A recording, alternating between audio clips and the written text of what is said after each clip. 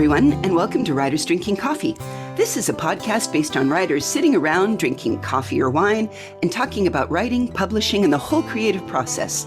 There will be rants and raves and opinions that do not agree, but are lovingly delivered. We do not censor ourselves, so consider us PG-13. Your hosts today are Chaz and Karen Brenchley, and me, Jeannie Warner. This is episode 139, interview with Emmy Nordstrom Higdon. Welcome, Emmy. Hi. Emmy is an agent with Westwood Creative Artists, and we ran into them online on Twitter, and I gotta say, fascinating rants go on Twitter. This is why I love so many of my Twitter feeds.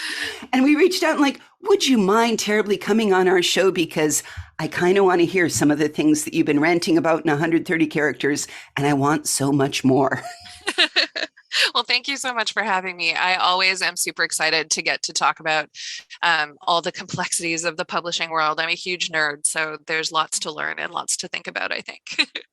Well, you are a Canuck, although I guess they call it from Newfoundland. You're a Newfie. It's true.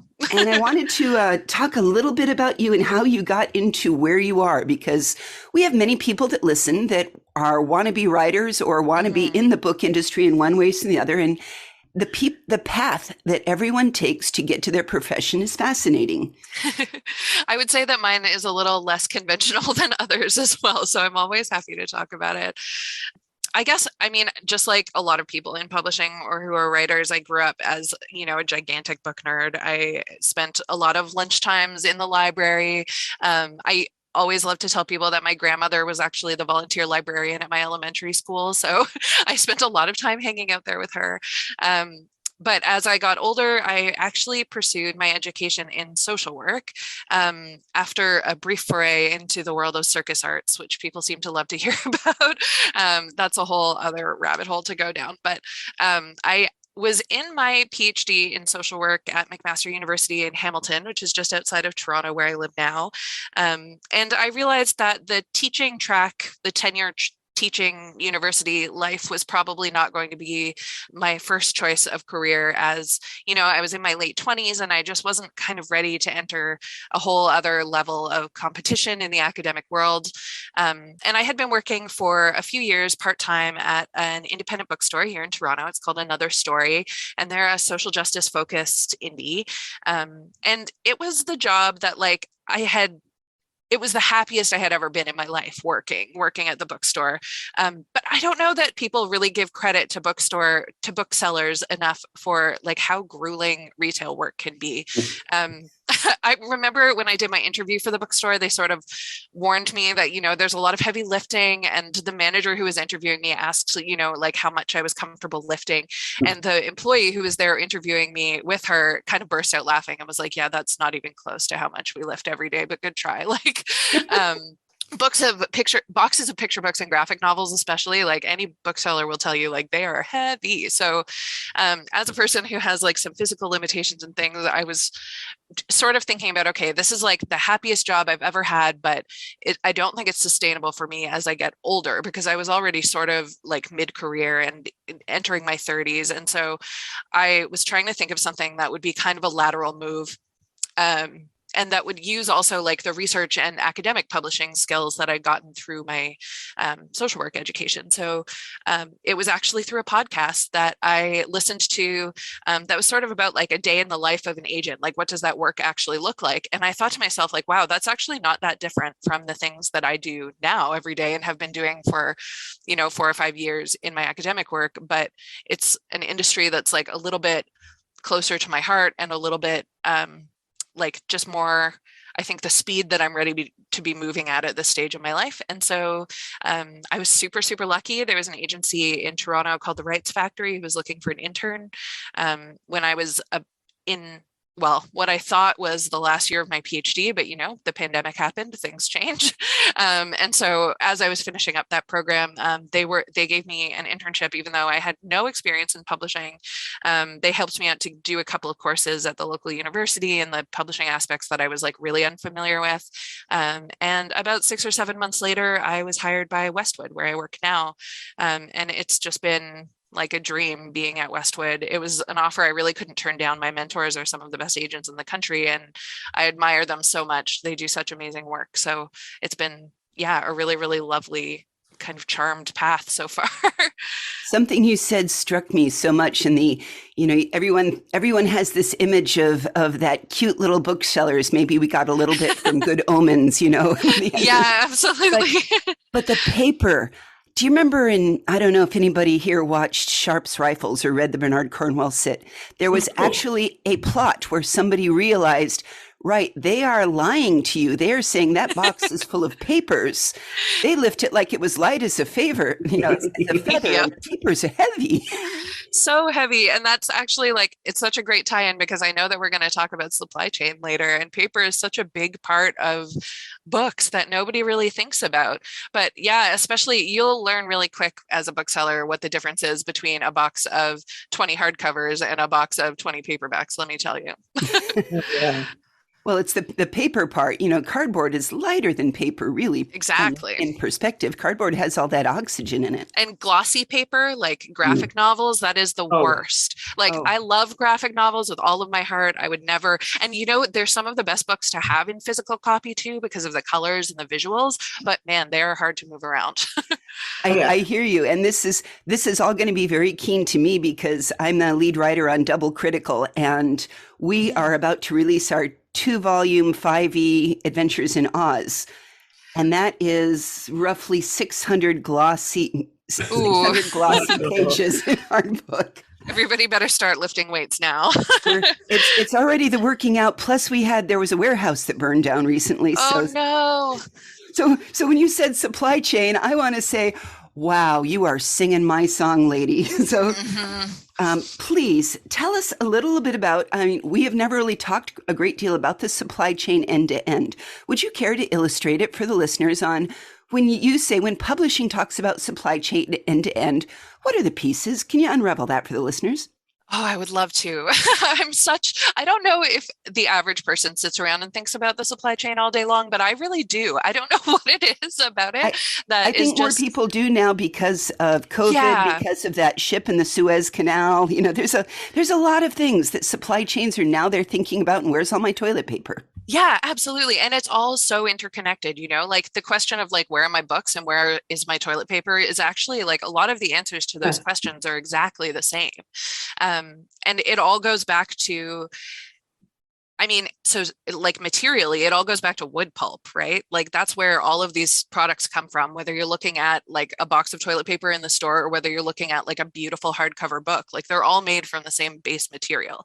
And so that's something that I think a lot of people didn't really think about before COVID and before sort of shorter term problems had such a huge impact on our supply chain, because I'm not really sure that we've experienced supply chain issues in exactly the way that we are now before. And part of that is only... I think it's important to realize that Dostoevsky and Sharman have the same source. Exactly. If nothing's humbling to you, let that be humbling to you today, right? But yeah, the modern supply chain as it exists today has only really existed since the 1950s or so. And so these problems are all actually very, very new. Even though that might sound like a long time ago to some people, prior to the 1950s, 1940s, we were really shipping everything across the Pacific Ocean, across all of the oceans, I guess, in boats, but loose in boats, which is something that people can't really envision today. It took a ton of person power. You know what I mean? You're talking literal ships with a whole hull full of flour. It wasn't shipped, nothing was shipped in boxes like it is now. And so that whole revolution came actually out of the Vietnam War. And we're now seeing sort of the weaknesses of that system, in a really compounding way I think a way that we haven't, I think I feel safe saying that we haven't really seen it kind of pile up like this in the history of kind of container shipping, which is the beating heart of the supply chain today. We live not very far from the port of Oakland. Yeah. Where an awful lot of things come through, and they're having a huge supply chain issue. And one of the problems they had was they got the boxes off and then they just left the ships sitting there in the harbor, and no one would move the ships. So yeah, part of the problem, I mean, Oakland is so fascinating because it is one of the original like big ports in the US, and it really services all of North America. I mean, even though it might be an American port, a lot of Canadian products, a lot of even South American products like do flow through the Oakland port because so much of what arrives in Oakland is manufactured in Asia, right? So Uh-huh. since container shipping has become so efficient and so affordable for people in North America, especially, manufacturing has really shifted. And I mean, especially how could people not know this after the Trump years and all of his complaining? But manufacturing has really shifted out of North America and into Asia in a huge way over the last like 50 and 100 years. So it's been like all of the products that are manufactured in Asia, chances are they're coming through a port on the West Coast, no matter where you live in North America. And so Oakland is one of the biggest and busiest ports even today. And it has been historically since kind of the advent of global container shipping. So you get to see everything like up close and personal, which the joke in my house right now is that like if we can't find something like anything from like a sock that's lost to like an item at a store that we've been looking for, the joke is like, oh, it's definitely on a boat outside of LA right now. Yeah. Like that's really become like the issue. And you're right. Part of the problem is that nobody is taking responsibility for the cost of returning boats to Asia. And that's a really huge problem. And it's especially a huge problem for the crews of these ships, which are often like 30 people max. They're actually not a huge number of folks that are on the boats themselves, despite the fact that they carry like, millions of tons of like super important and valuable cargo. It doesn't take that many people to actually like captain and drive the ship. And so for those small crews that are mostly comprised of like Filipino workers, the management and captains tend to be more like Eastern European. So it's like really a cultural mix, but it's a lot of migrant labor, and they're essentially trapped on those boats until somebody pays for them to go home, which is like there are whole crews sitting outside of Oakland right now, not just the boats. So it's a big problem.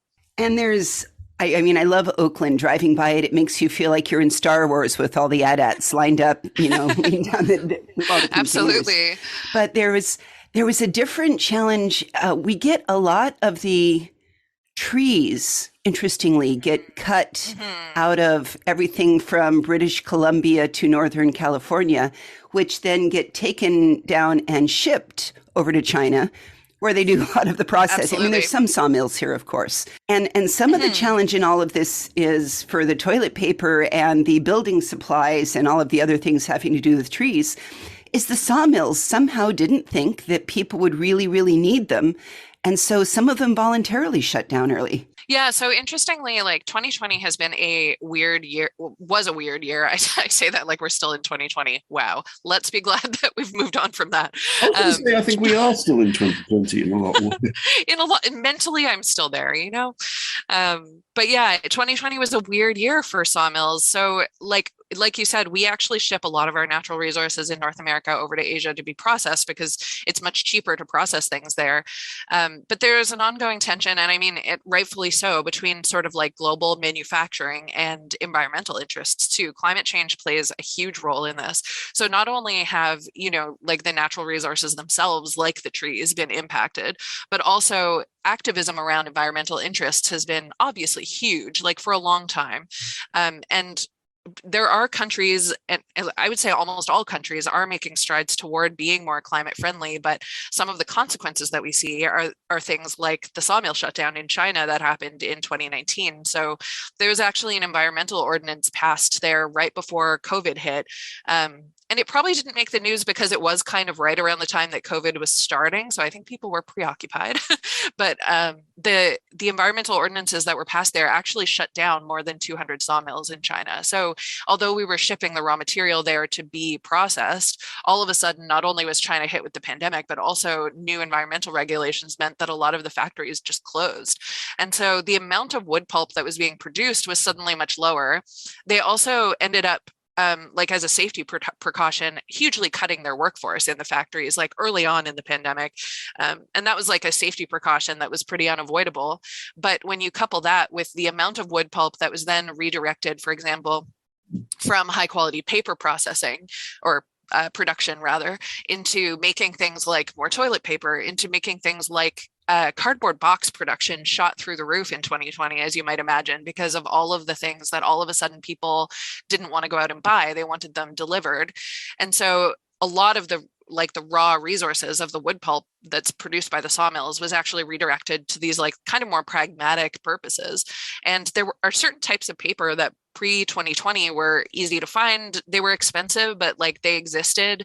And as long as you booked at the printing presses early, you could kind of have your selection of the papers. Because of the number of sawmills that shut down, there are actually certain kinds of paper that went completely out of production entirely.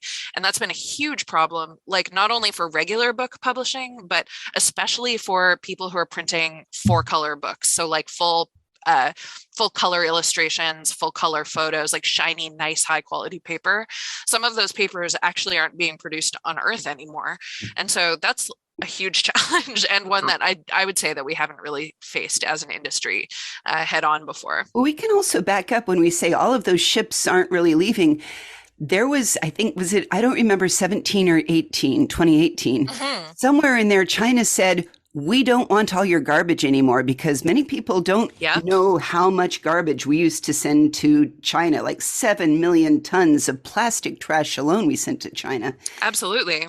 And China started to say, wait a second, we have a garbage problem on our side, so we don't want your garbage anymore. So what do we fill those ships up to make it economically feasible to travel back? Exactly. So what used to happen, and I think people in Toronto tend to be more aware of this, I found out, than people in the rest of the world, because in Toronto, we don't have enough space to store our like recycling or our waste. And so we actually truck I only learned this like in the last couple of years, but in Toronto, we actually pack up all of our waste materials and they get trucked to landfills in Michigan.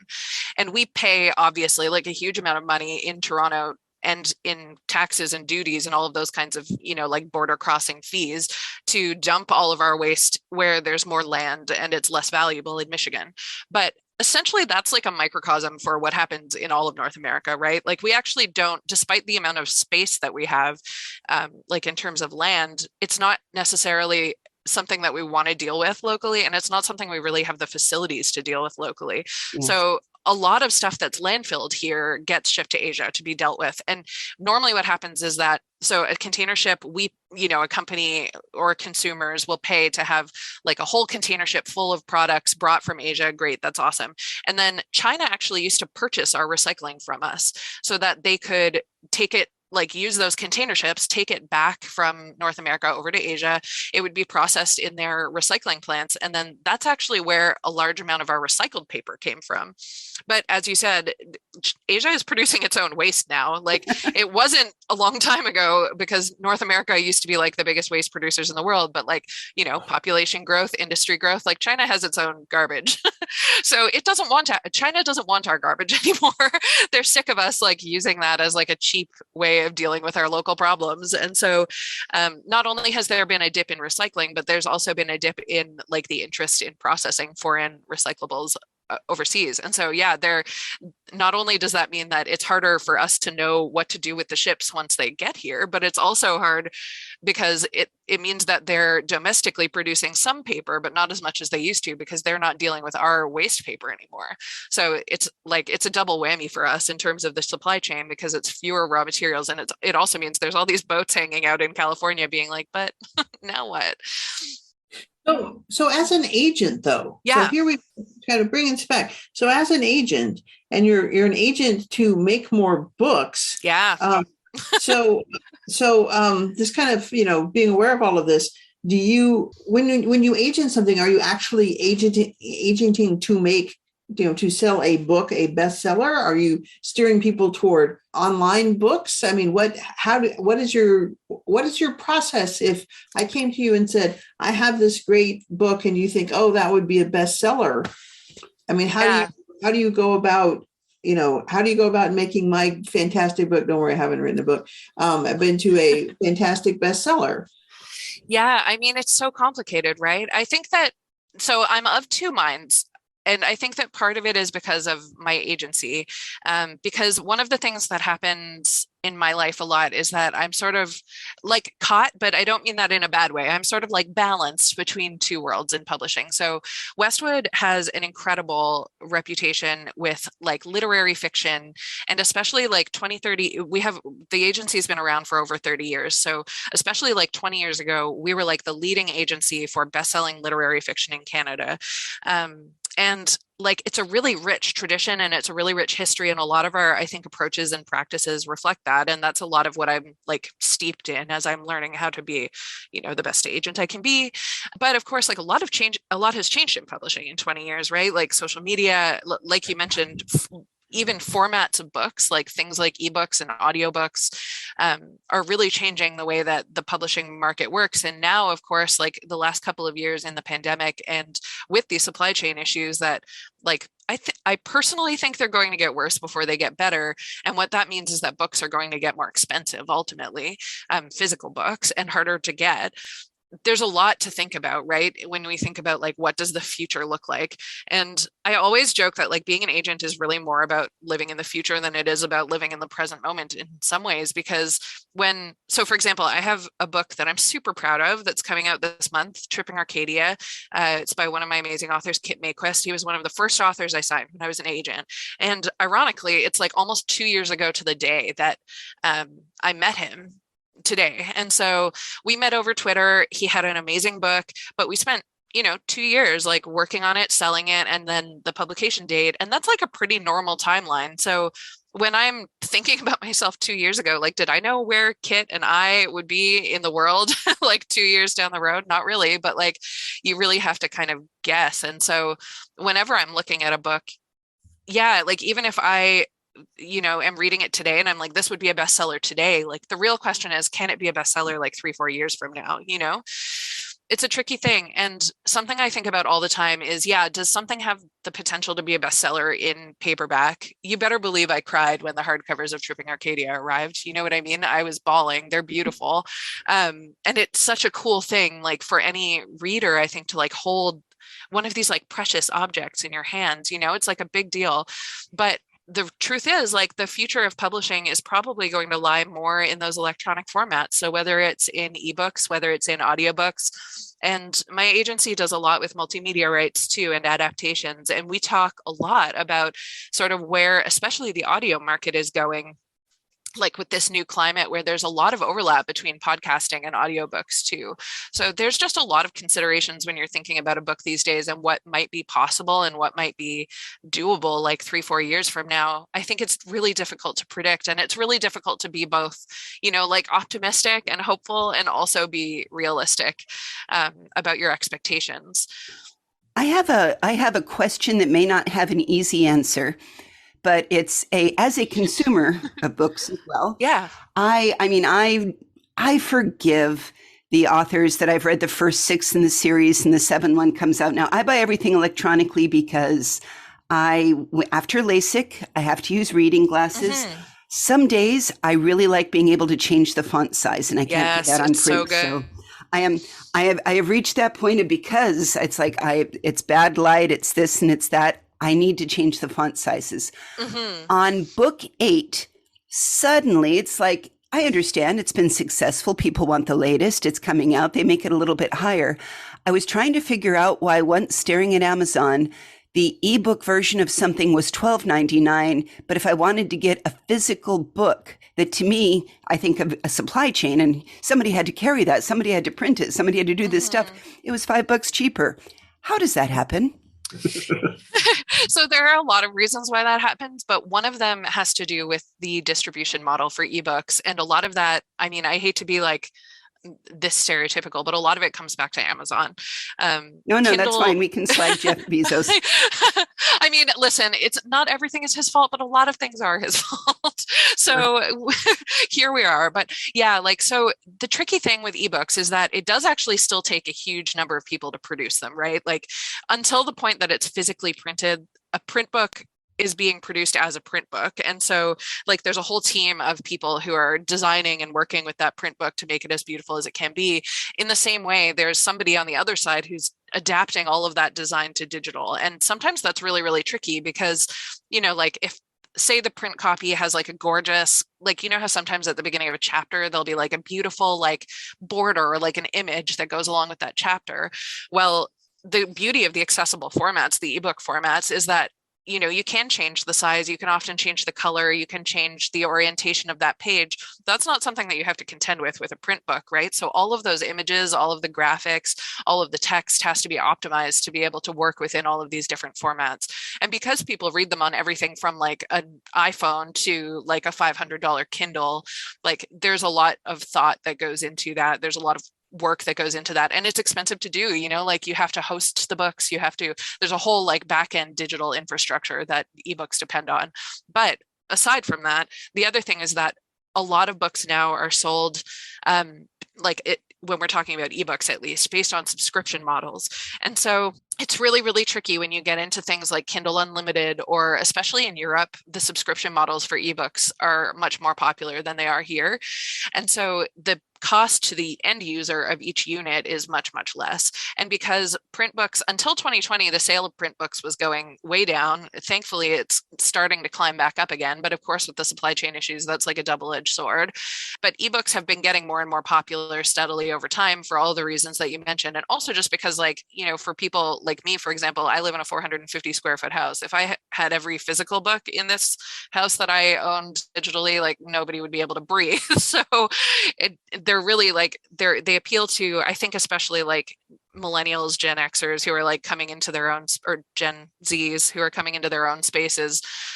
They appeal in a lot of different ways. And so their sales have been going up, but it does mean that the amount of work that gets put into an ebook and the amount of money that people are willing to pay for that object that you can't share, that you can't hold, and sometimes if you're a library user too, your time with it is limited. So the sort of like the cost risk doesn't balance out yet for ebooks, and that's really challenging for people. And I wanted to throw in there, when you were talking about the extra work for e-format, that is not, I work in IT security. That is not anything that makes a website, changing sites or changing browsers or changing formats.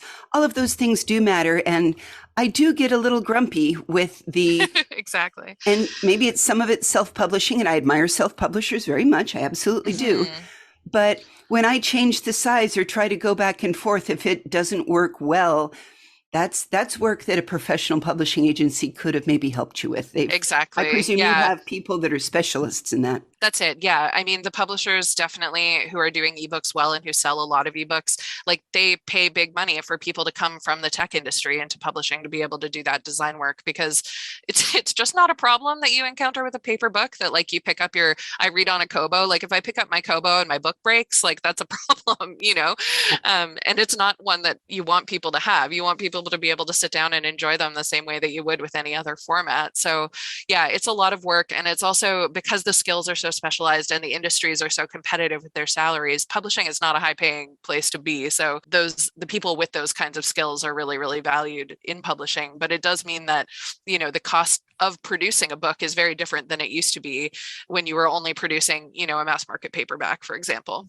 But this still lets, I'm just pointing out, this is yet another career path. We have, first of all, to drive a container ship, you make somewhere between 86 and 120, depending on, what state you live in. But if you say, I really love books and I want to be part of the industry, but I'm a graphic artist, or I'm a tech person. I really just love making websites, et cetera. Oh, there is so much space for you. There really, really is. We can do another episode sometime where we talk about NFTs and how that's like trickling into publishing slowly. I think that there's a huge issue in publishing that we don't necessarily value, because it's seen as kind of anathema to the industry. I think traditionally, we don't necessarily value people who have a high level of really technical knowledge in publishing in the ways that we need to for this very rapidly changing world that we have. I don't know. I really think NFTs are like Mary Kay for young men. Oh my gosh, it's horrible. I had someone describe them, Nico Stratus, who's a local journalist. She described them to me recently as, do you remember Pogs from the 90s, those little discs? I do remember Pogs. Yeah. And sometimes the little disc would be worth 20 cents and sometimes people would buy them for $7. And she said NFTs are basically Pogs that haven't been printed yet. They're just the little disc and you don't know what it's worth. It's just sitting out there in the ether somewhere. And I was like, that's a great description. It's like, this is an amazing multi-level marketing scheme. I'm going to hold this. Truly. Would you like to buy my POG? How much are you willing to pay for it? So. Yep. Yeah. But we have already, I can speak at least from an agent's perspective, we've already seen one contract come through our agency from a big 5 publisher that had an NFT clause in it. So these things are coming. People really need to be educated about them. And it's not an easy thing to understand. So having people on your team and around you that understand the technology that is so essential to the success in publishing these days, no matter what, like whether you're a self-publisher or like all the way up to a big 5 publisher, I think it's important. Yeah, I agree. I think we do need to have an NFT podcast, because I think that I'm in the tech industry and I have a vague idea what they are, but beyond, like, I'm kind of like, so what? But then I was never a POG fan either. So they're also like just really complicated. I don't think there's any like super easy explanation for them. And I think that, up until now, people have been able to just sort of be like, oh, that's not the most relevant thing. But I think that the time is coming when they will be very relevant, unfortunately, for all of us, perhaps. Emmy, what advice would you give to somebody who wants to, considering publishing in all of the world with this and that and the other? I mean, we've now said, gosh, it's hard to get that book in your hands and there's a supply chain problem, et cetera.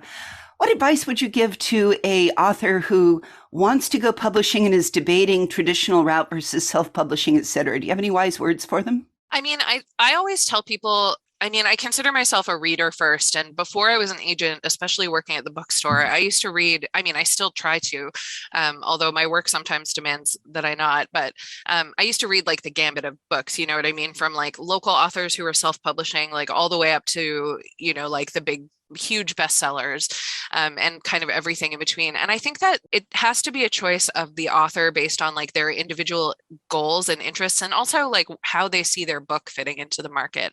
I think that a lot of times like authors I get a lot of queries, at least, that are books that like I would love to see on shelves. But when I look around and I look at like what the comps might be, what is selling these days, what publishers are investing in, like the bar is super, super high. You know what I mean? You have to kind of be able to envision a title selling like not hundreds of copies, but like literal thousands of copies in order to be successful in trade publishing. And that's not going to be every book. And it also shouldn't be, there are books that are like beautiful, perfect gems that just like, there's just not thousands of people who might want to read that book, and that's probably fine. You can have a really successful, happy career as an author selling to like your 500 or 600 fans and still be creating beautiful, meaningful work and changing the way that people think, And so for me, I think that like there are books that do great in self-publishing, especially if authors are super keen on managing like every detail of their career on their own. It's a ton of work, but some people like that's what they want. They want to be able to create all the ads. They want to be able to like control the message about their book. They want to be able to host it on the sites that they feel good about hosting it in. And that's great, but that's not something you can negotiate into a Penguin Random House contract. You know what I mean? I do. So, and on that note, do you want to plug anything about booksbeyondbinaries.blog? Well, I'm on hiatus right now, but I do have like a huge backlog of posts. So yeah, I think it's a project that I love. It's my book blog that I started like way back before I was an agent. Mostly I and my like little team of ambitious little writers review and recommend mostly LGBTQ books, mostly things that are like a little bit spooky, but not necessarily, but just things that I like really love mostly. And I think we've also done a good job of creating some resources on there for people who are interested in learning about particularly like trans and gender based topics, but also I'm really proud of some of our lists of like picture books that are for gender nonconforming kids and things like that. So it's a project I'm super, super proud of, and I can't wait to get back to. But this year has just been so bonkers that we're taking a little break for a little while, but we'll be back. And there's lots to read in the meantime for people who haven't checked it out before. We will put links to stories and the publishing sites of Emmy Nordstrom Higdon on our website, which is www.writersdrinkingcoffee.com. You can find us on Facebook or Twitter, too. We love email. Emmy, thank you so much for being with us today. Thank you so much. And honestly, if anybody is as big a nerd about shipping, supply chain, and shipping issues as I am, they should check out the book 90% of Everything, which is available at a lot of public libraries. I checked it out and it's available here. So it's probably available at libraries near other people too. And it's a great summary of like where the shipping industry has come from and where it's going in the future. Well, I always think politically, there's people who tried to say, we are an island of America. We don't need all those other countries. And the answer is you desperately, desperately do, you fool. Yep. You will definitely find that out sooner rather than later if you haven't already. We really appreciate you. Absolutely. Well, thank you so much for having me. It's such a pleasure. You've been listening to Writers Drinking Coffee, a labor of love and enthusiasm put together by the hosts. Our main web support magic is brought to you by Deirdre Schween, and our sound engineer and backup web spider is David Welsh. Our intro music is Pretty Maid Milking a Cow, and our exit music is Breakfast with a Morning Person, both by Michael Engberg. You can hear more from Michael Engberg on manyhatsmusic.com. Our podcast sponsor is always Jackal Designs. Jazz does great t-shirts available on our website and coincidentally can design your hockey gear or coffee mug too. And hey, thanks for listening.